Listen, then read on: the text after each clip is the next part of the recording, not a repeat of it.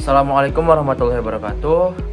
Kembali lagi dengan saya. Di sini saya akan menjelaskan tentang sinyal diskrit dan kontinu.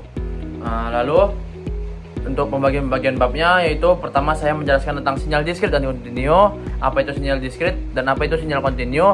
Lalu saya akan menjelaskan tentang sistem pembayaran bank pada MATLAB atau menurut sinyal. Lalu selanjutnya ada pencerminan sinyal, dan yang terakhir ada pergeseran sinyal. Baik, kita langsung saja masuk ke materi yang pertama. Yang pertama kita akan membahas tentang sinyal kontinu. Nah, apa sih itu sinyal kontinu, teman-teman? Sinyal kontinu adalah sinyal yang nilainya ada di setiap waktu tanpa harus putus.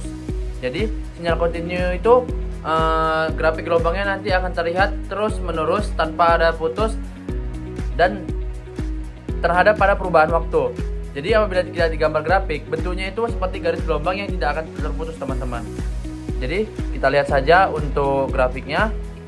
Nah, seperti inilah grafiknya. Sesuai dengan yang saya katakan, sinyal kontinu akan terus menerus dan tidak akan terputus, teman-teman. Nah, contoh dari sinyal kontinu yang paling mudah itu misalnya tegangan listrik AC di rumah. Lalu suara yang kita dengar langsung itu tidak akan berubah pada konfigurasi waktu. Berbeda dengan sinyal kontinu, sinyal diskrit berbeda pada waktu tertentu saja, teman-teman. Contoh dalam sehari-hari itu hasil pengukuran suhu di tiap 1 menit, maka sinyalnya itu akan berada di tiap 1 menitnya, teman-teman. Kita lihat bentuk grafiknya atau gelombangnya. Nah, di sini kita lihat untuk di angka 2, dia sinyalnya ini misalnya kita anggap X-nya itu terhadap waktu. Jadi waktu kedua itu sinyalnya bernilai 1, waktu ketiga sinyalnya bernilai 2. Gitu terus. Jadi dia tiap per sekon. Berbeda dengan sinyal kontinu tadi. Kita lihat.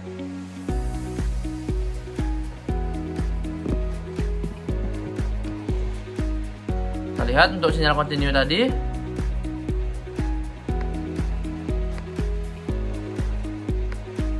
Nah, di sini terlihat kan, teman-teman, untuk sinyal kontinu itu tidak terputus terhadap waktu.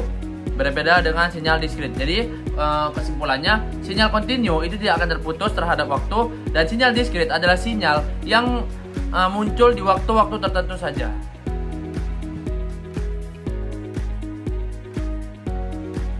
Baik, sekarang kita masuk ke percobaan selanjutnya, yaitu tentang pinjaman bank. Nah, ini merupakan codingan atau program yang sudah saya siapkan untuk menghitung pinjaman bank pada MATLAB. Untuk Y0 itu untuk input jumlah pinjaman bank. Jadi untuk di Y0 ini akan kita masukkan jumlah pinjaman yang akan kita pakai. Lalu untuk A itu adalah input bunga per tahun. Nanti akan kita menggunakan bunganya 15% atau dalam bentuk desimal 0,15. Lalu untuk yang C itu input untuk pembayaran per bulan. Baik, untuk Y ini merupakan sebagai vektor kosong, dan ini Y1 sama dengan 1 tambah A per 12 kali Y0 kurang C. Itu adalah persamaan yang akan kita gunakan atau yang akan digunakan program untuk melihat berapa sisa pembayaran yang sudah kita bayar. Lalu untuk for n sama dengan 2 sampai 36, ini adalah kode untuk menghitung apakah nanti di bulan 36 utang kita sudah lunas atau belum. Dan apabila nilai itu sudah 0, maka dia akan ke minus. Minus itu bukan berarti minus beneran, namun di minus di program ini adalah artinya uang kita sudah bertambah, yang awalnya utang menjadi tabungan untuk kita. Begitulah untuk gambarannya. Baik, kita coba runkan saja. Nah, berbeda dengan percobaan-percobaan selanjutnya sebelumnya, ini percobaannya kita di command window tanpa kita lihat ada grafik-grafiknya. Baik, kita lihat terlebih dahulu. Untuk jumlah pinjaman kita gunakan $6.000.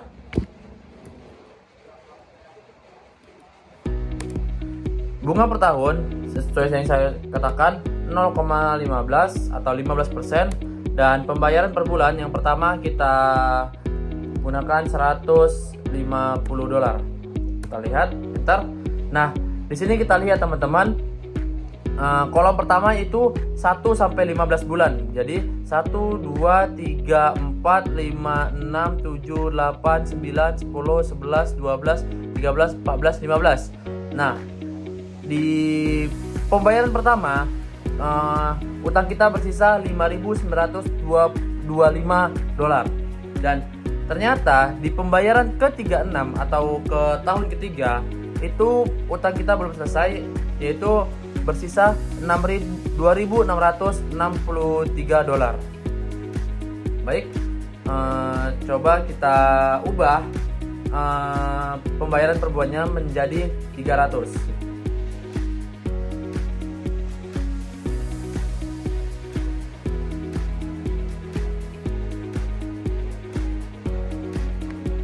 Kita run terlebih dahulu. Oke, kita masukkan untuk pinjamannya 6.000.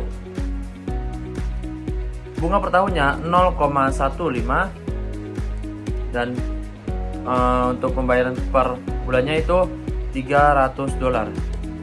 Nah, di sini terlihat teman-teman, di bulan pertama itu bersisa $5.775. Nah, kita lihat ternyata kita tidak perlu sampai ke bulan 36. Di bulan ke-24 ternyata utang kita sudah lunas, bahkan kita sudah mendapatkan deposit sebanyak $0,2523. Baik, itulah penjelasan tentang pembayaran pinjaman bank pada sistem MATLAB.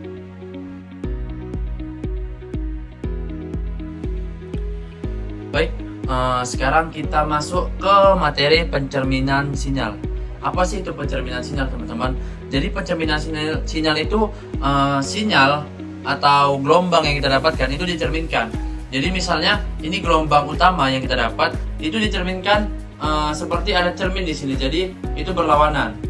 Kita lihat di sini kita punya X sama dengan 17000222088 di waktu 0 sampai 9. Artinya di nilai 1 itu berada di waktu 0, nilai 7 di waktu 1, nilai 0 di waktu 2, nilai 0 di waktu 3, 0 di waktu 4, sampai nanti di angka di nilai 8 itu di waktu 9. Nah, untuk pencerminannya bagaimana? Untuk pencerminannya itu kita balikkan. Jadi di angka 8 ini kan harusnya dia di waktu 9. Jadi nilai 8 ini akan menjadi di waktu minus 9. Jadi di 1 itu tetap 0, 7 itu di minus 1. Bukan di 1, namun di minus 1. 0 di minus 3. Selanjutnya sampai nanti angka 8 pertama di minus 8, angka 8 kedua di minus 9. Coba kita run. Nah, di sini terlihat teman-teman. Di sini seperti ada mirror yang menghalangi atau cermin. Jadi kita lihat di sini angka 8, nilai 8 itu di sini di waktu 9, namun di sini di waktu minus 9. Gitu juga di sini kita lihat, namun untuk apa sama?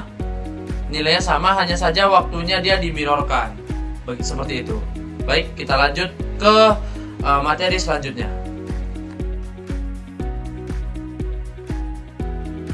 Baik, kita masuk ke materi terakhir, yaitu pergeseran sinyal.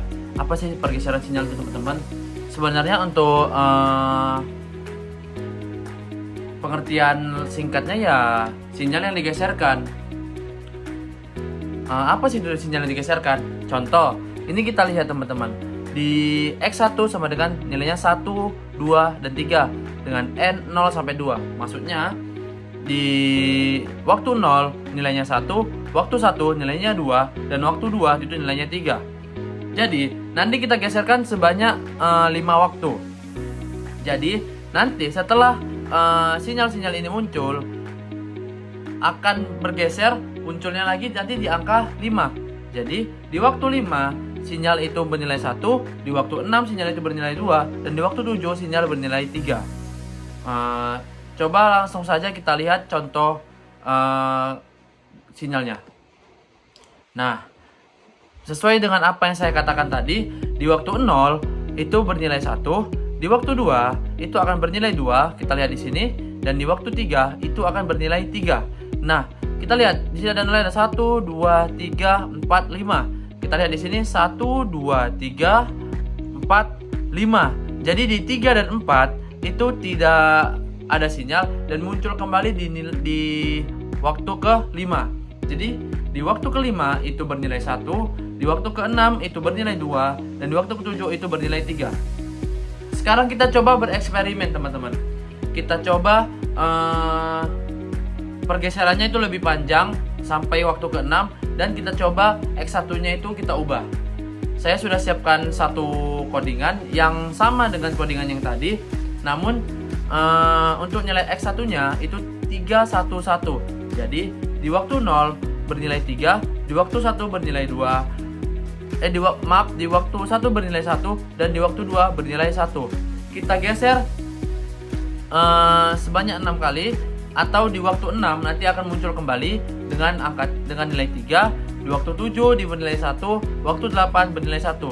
Dan untuk N2 ini karena nanti endingnya dia waktu 8, makanya oleh karena itu saya masukkan di sini N2 sama dengan 0 sampai 8. Coba kita run.